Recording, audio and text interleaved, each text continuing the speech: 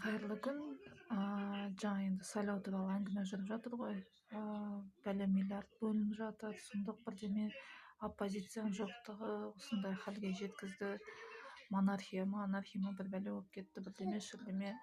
Бізге оппозиция керек бірдеме деп шетелдің латынның бірдемелерінен қуып жатыр.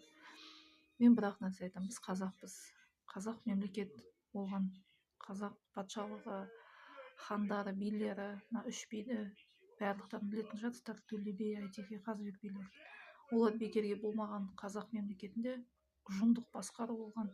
Бізде бір хан, бір бай, өзінің хандығында, өзінің патша, өз жерлерінде хан шығар, өз жерінде патша шығар, бірақ жалпы қазақ мемлекетінде ұжымдық басқару болған. Ол билер алқасы.